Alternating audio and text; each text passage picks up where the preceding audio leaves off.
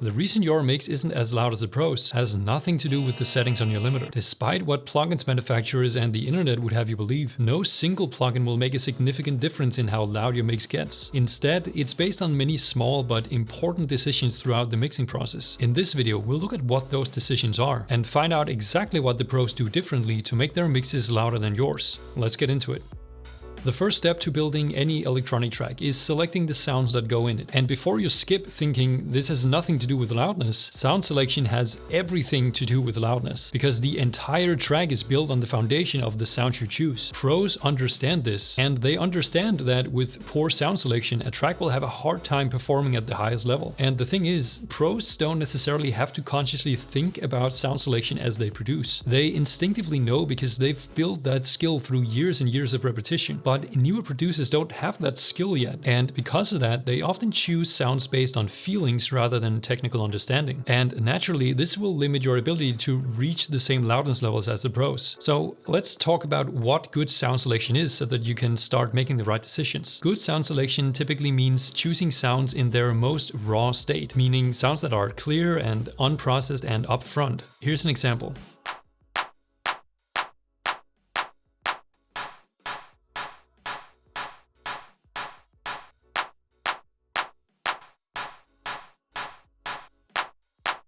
The first clap will most likely perform better in a mix because it's much clearer and upfront, and because of that, it'll be able to stand out at a lower level. Good sound selection is also realizing that the sound is going to interact with other sounds in the project. So we don't want to choose sounds that increase the risk of phase issues or add resonances or in any way create issues with the existing elements in the mix. And this is often a mistake newer producers make. They choose their sounds based on how they sound individually, but fail to consider how they sound in the mix. Lastly, good sound selection is picking sounds that perform and translate equally across playback systems. This is where mono compatibility and overall sound integrity becomes important. Here's an example of two different low-end layers. Both are sounding just fine in stereo, but look what happens when we collapse the signal to mono.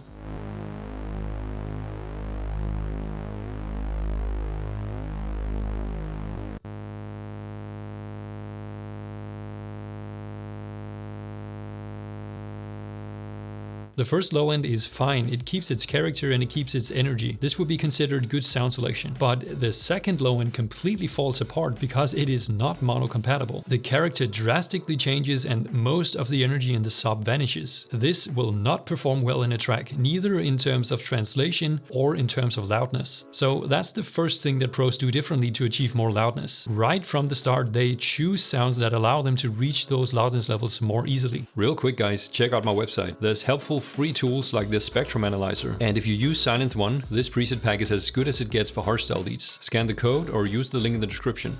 Another way pros are able to achieve more loudness is by being very intentional about putting together the arrangement. And the thing that matters most is being selective about which elements are active at any given time. You see, pros aren't just throwing tons and tons of sounds in their projects. Every sound has a purpose, because they understand that adding sounds without a clear role create unnecessary competition in the mix, which just makes it harder to achieve a clean and loud mix. This is actually really eye-opening. If you pick any track across any genre, it doesn't even have to be hardstyle or electronic music, it has very few instruments playing at any given time. It doesn't mean that the track is less complex per se. The track can still contain a ton of different sounds, but at any given moment, the amount of active sounds are reduced to a very low number. And that's very intentional because it is so much easier to create a mix that's loud and clean and with great instrument separation when you have fewer sounds fighting for space. You've probably experienced this yourself. Maybe you've had some fun side project where you got a surprisingly loud result with almost no effort when it came to mixing and mastering. And this is why. Fewer sounds are just much easier to mix, and because of that, much easier to get loud. And this is a principle the pros implement in the arrangement of their tracks. They do this at both the macro and micro level of the arrangement. Macro means that during the playthrough, sounds are taken out and reintroduced in order to control the amount of active elements. And micro means zooming in on sections and individual elements and use things like automation to reduce overlapping of sounds. The general idea is that fewer sounds are easier to get loud, and that's what the pros implement in their arrangement.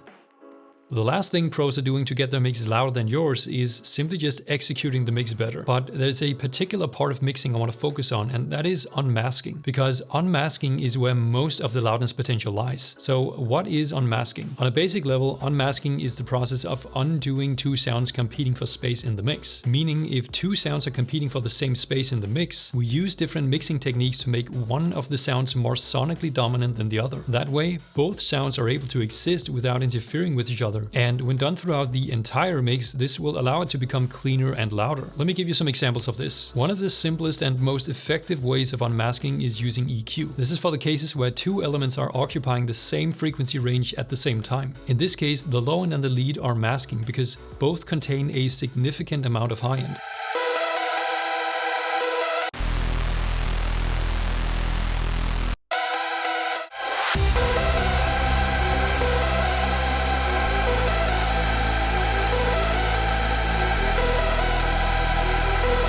So because both elements contain a lot of high frequencies, neither of the two elements can really cut through, and both of them are losing clarity. So let's use EQ to unmask the lead. And essentially what we do is give priority to the lead by reducing the high frequencies in the low end layer.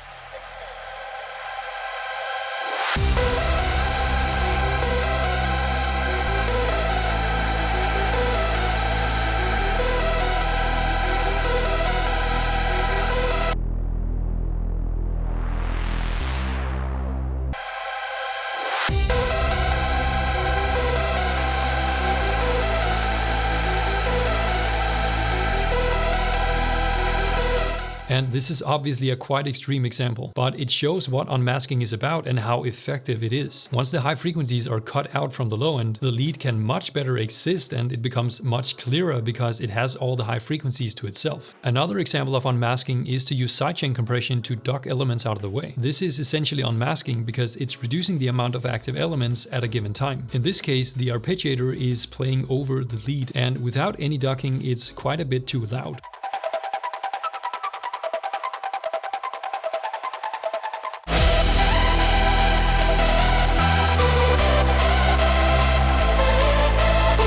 So the masking is happening between the lead and the arpeggiator. Now, instead of reducing the overall volume of the arpeggiator or using other unmasking techniques, we can use sidechain compression to reduce the volume of the arpeggiator whenever the lead is active. So using the lead as the trigger, this is how it sounds.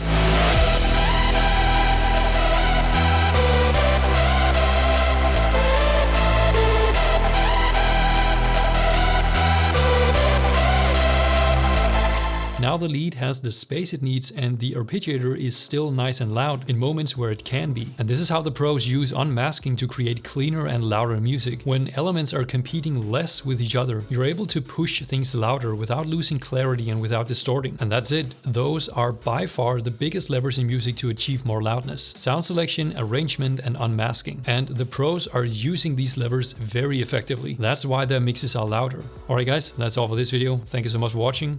I'll see you next time. Bye.